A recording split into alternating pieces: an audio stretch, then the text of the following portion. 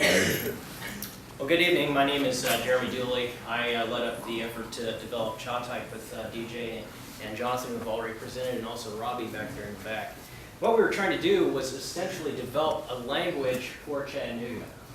And so in order to talk about that, I want to talk about Sumerian, which was the original form of lettering. And this was used to communicate. And in fact, when Cherokee was initially developed by Sequoyah, the way that he pitched it was he went to the western band of Cherokee, had them write down a speech in Cherokee, and then went back to the eastern band and presented the idea. So language has always been associated with culture, and Johannes Gutenberg took this idea and was able to mass produce it and do the printing press.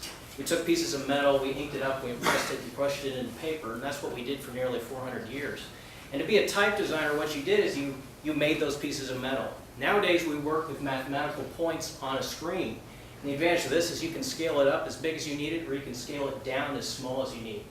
But not only are you composing the individual characters, you're composing how the individual characters fit together. In some cases, literally, but most of the time, stylistically. If you have the best A in the world, but the worst B in the world, they won't work together. So here's our team. Robbie there is a type designer, and then myself over there. This was on our 48-hour launch. DJ and I met in a coffee shop, and we kind of talked about this idea of CHA-Type. And it was at that point that I said, there's another type designer in town. Let's go talk to him. And Robbie actually had the same idea as well. So back to Sequoyah here. He was a great inspiration for us. And Sequoyah invented the Cherokee writing system about 50 miles from here. And so he really impacted the Chattanooga area. We took our inspiration for a typeface for the city of Chattanooga primarily from Europe. But in order to do this, you have to look at a lot of the pre-existing vernacular language here in Chattanooga. And there already was one in existence. In essence, this is Chattanooga's accent, just like we would speak with a southern accent. This is it right here in a visual form. We have a lot of slab serifs. We have a lot of stencil forms as well. So we also had to look at Chattanooga's history and its railroad past, its industrial past. But we also had to think conceptually, what are we trying to communicate with this as well? And this was Robbie's influence primarily, was saying, you know what, we need a font that looks to the future of Chattanooga and not just its past.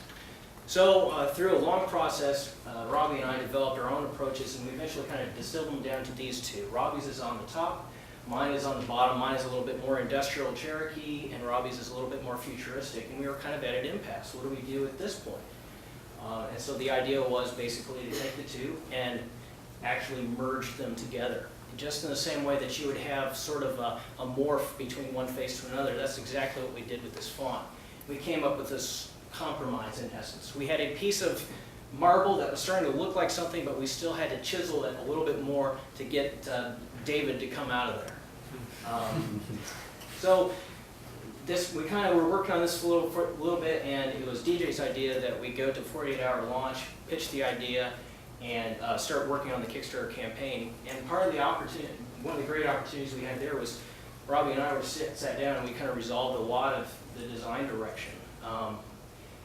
But later we also were able to do a forum to kind of pull in the local designers here and talk about the project and say, hey, this is what we're doing. We need some feedback from you. This is a collaborative effort, first in the United States, and we need your help to do this. And that's exactly what the forum did for us.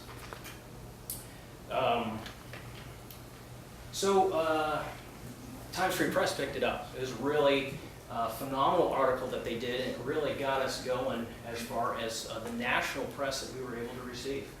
They wrote this wonderful article for us, and that really perfectly encapsulated what we're trying to do. And of course, them being a sponsor is awesome. So we got a lot of national press, like I was saying. Time.com picked us up. We had NPR, Marketplace pick us up, and Chattanooga Public Broadcasting, to name just a few. This really went viral, and we were very surprised at the broad media appeal that this had. But one of the biggest articles that we had was on Good Magazine, and of course, you know, we don't need a comeback. One of the things we learned from dealing with the national media is they will take your words and they will distort them any way they want. But this is great because we've got 8,000 views on just this one particular article. We got out there in front of the world stage and said, Chattanooga's got something going on. So the project is currently in the beta stage. We have the fonts out there to local design firms, and they're using them right now, even as we speak. Here's a couple examples of some of the collateral materials that are being produced for it. We're producing web fonts, and we're also producing italics, web fonts being essential nowadays. Here's a couple examples of some of the advanced features of the font. Beyond just A, B, and C, and some numbers, it has upright italics, some Cherokee-inspired ones there in the middle, and then there at the bottom we have the stencil form, which has survived, although it's not the primary anymore. A couple more features like unicase and alternate serifs are also in there as well. This being an international city with an international prospects, has to have full extended character support. So we've got all Latin-based languages currently supported. Of course, if we want to add Cyrillic or something later in the future, if somebody wants to commission us, we'd be happy to do that. So this is an extension of Chattanooga's language.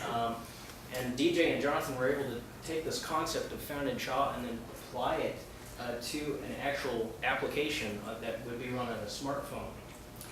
So what's next for this project? Well, we're hoping to see the ideas of a kickstarted font for a specific geographic area to catch on and move throughout the United States. And we hope to see even more fonts created for special applications.